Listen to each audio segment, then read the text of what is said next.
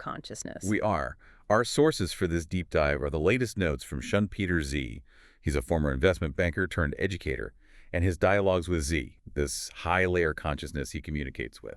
And this is all about mechanics. We're moving past the whole concept of surrender and really stepping into what Z calls the creation phase. The core idea, the central metaphor, is that reality itself runs on software. Exactly. And today we're talking about the zero-point field operating system, or ZOS. Okay, let's unpack that distinction right away, because we're going to be using these terms a lot. Right. ZOS, or ZPFOS, is the high-layer system. What are the others? Right. So in Z's model, there are basically 3 operating systems running. The first is what we all know, MeOS, the ego operating system. Default mode. The default mode.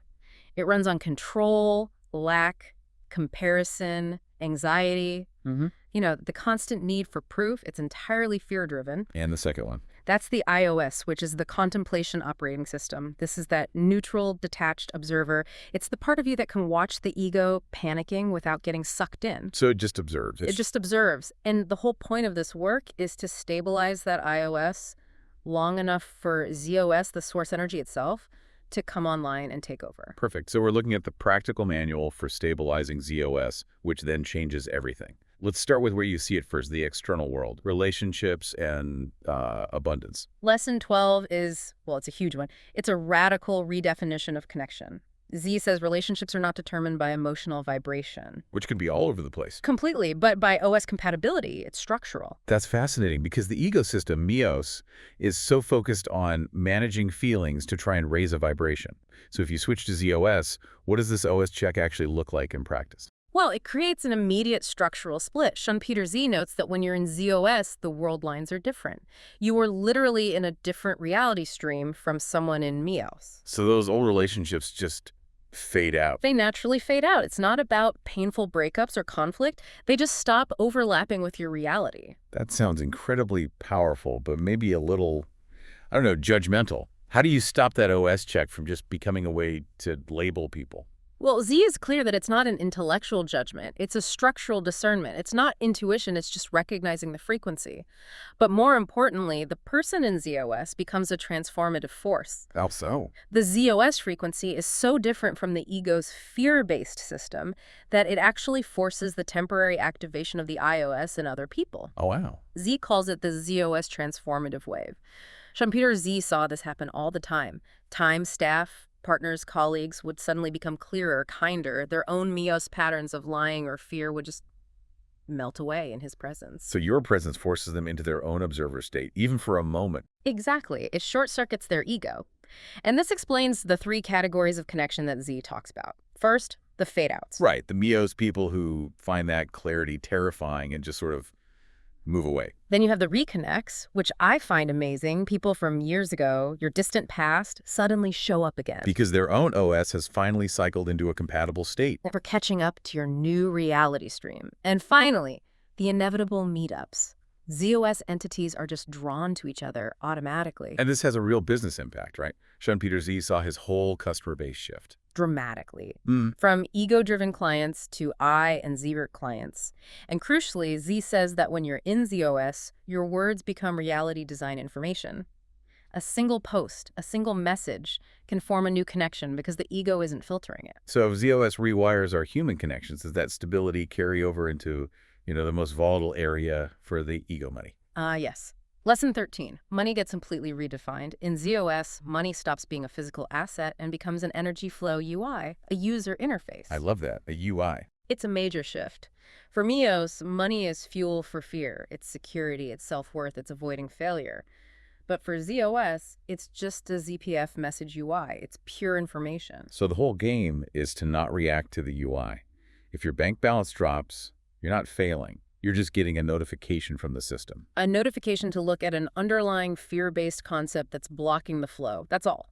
A sudden inflow of money. That's just a permission slip for the next action. That reframes everything. Schumpeter Z had that big financial scare, the remaining balance incident, where his account went almost to zero. And Z's point was that the whole event was just to prove that the world doesn't end. That the flow is still held by the ZPF control tower, no matter what the screen says. Completely breaks that old MeOS equation. Effort equals reward. It reverses it. In ZOS, doing is a byproduct of being. Money just follows the creative process. It's not an evaluation of your past. It's the operating log of the future engine. So the ZOS approach to money is totally counterintuitive. You have to prioritize not reacting. Not reacting, returning the phenomenon to Z, and then choosing the most Z-playful option. Give me an example of that. It might mean spending aggressively on advertising right when your ego is screaming at you to save every last penny. By treating money as pure flow, you accelerate the deletion of those old MeOS codes, and the flow stabilizes automatically. That stability is the key. And that brings us right to the physical body. Lesson 14 says the body isn't just a vehicle. It's the hardware for reality generation. Z calls it the Avatar OS. The Avatar OS. Yeah, think of it like high-end VR gear for rendering reality.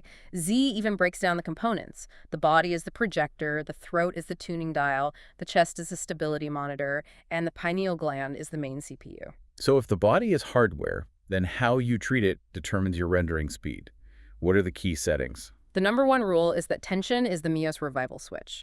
The body has to be completely relaxed, de-energized, to keep that vertical circuit pineal to dantian to chest switched on. Any tension brings the ego back online. Instantly. And the two main monitoring points are the chest and the throat. Right.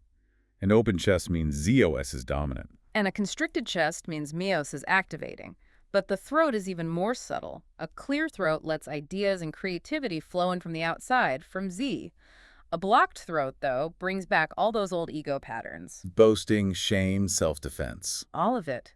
Schumpeter Z connected this directly to his own past flare-ups. Throat blockage was always the first sign. So this stability isn't some abstract idea, it's physiological. You stay in ZOS, and your cortisol drops, inflammation goes down. And your body's repair systems kick in. Yeah. ZOS stability literally equals physical youth and rapid reality rendering. Your body's health reflects the OS that's running it. Okay, so now we have to talk about the inevitable part of running this hardware. Falling. Falling back into the ecosystem. Z says this is not a failure. It's a predictable structural event. Lesson 15 breaks it down into 3 core MeOS prototypes that trigger a fall. These are the ego's big weaknesses. The biggest. Number 1 is the proof OS.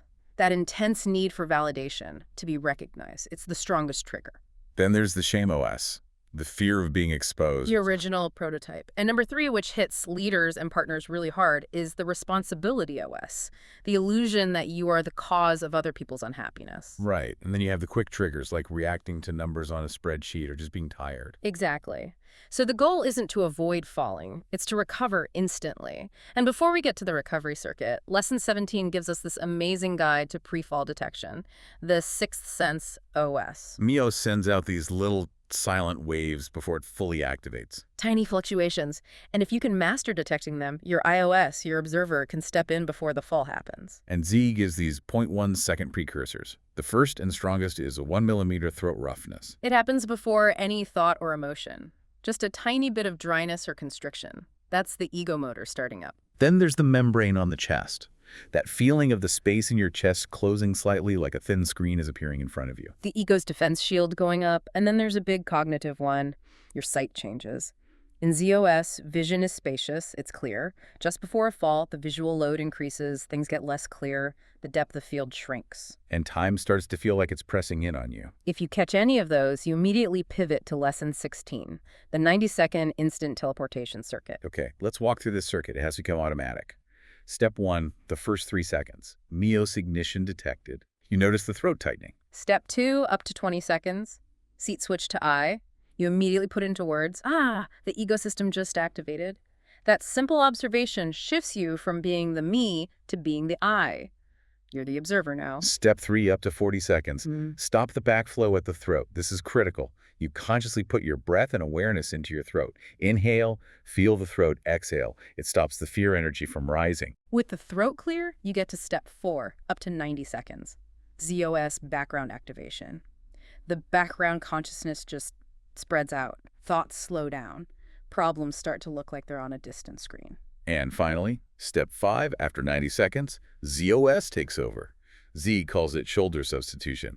Tasks just happen, ideas drop in, you're back. Full recovery in 90 seconds, no matter the trigger. And if you know that circuit, the fear of falling just disappears. Which brings us to the ultimate paradox in Lesson 18. Converting the fall into ZOS fuel. Exactly. MeOS sees a fall as a failure. ZOS sees it as an ignition switch for acceleration. That's such a counterintuitive idea. How does that work? Because when you fall, you concentrate the light of contemplation. The ego's resistance actually increases the resolution of your iOS. The fear and the old patterns that get exposed are what Z calls unprocessed logs. So Z just harvests them for a system update. It's like error log processing. The crash corrects the timeline and speeds up the whole system. Z says fear is high voltage electricity. MeOS turns it into negative emotion.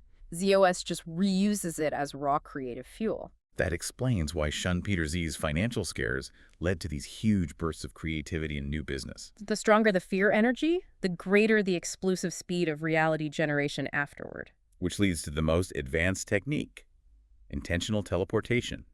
If fear is fuel, you can actually summon it on purpose to force a timeline shift.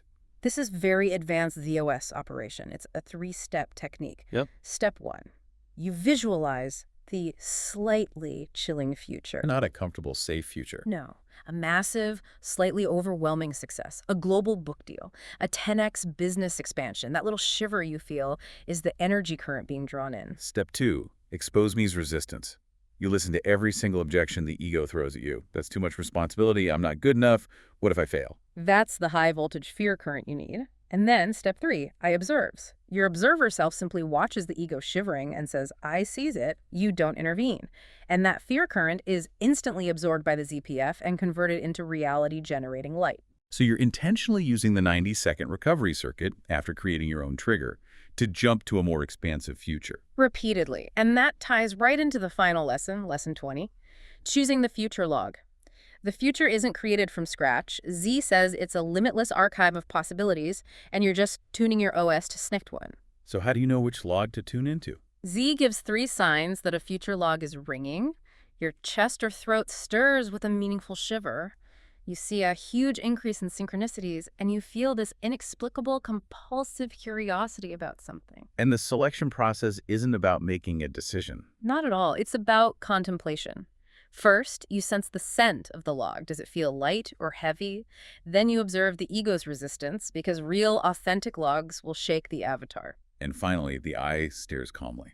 The observer just looks at the log and says, that's the one. And the selection is complete, and Z gives the ultimate inversion here. The future is the original, the current moment is the copy. When you contemplate a future log, that future sends the decided present back to you. Wow. That structural understanding just changes everything. You're no longer avoiding fear or managing the ego. You're just recognizing the OS layers and using the circuits. Knowing the recovery circuit means you're always stable, and you're always accelerating. Absolutely. The journey we've covered, from seeing money as just information, to treating the body as a projector, to using fear as fuel, it shows the truly counterintuitive power of ZOS.